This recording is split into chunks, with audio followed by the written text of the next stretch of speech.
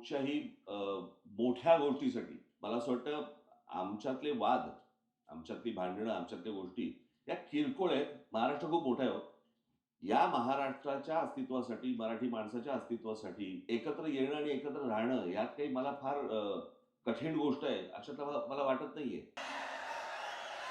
त्या दोन्ही नेत्यांना विनंती करतो, त्यांनी ह्या मंचावर यावं आणि मराठीचा आवाज किती बुलंद आहे ते दाखवून द्यावं.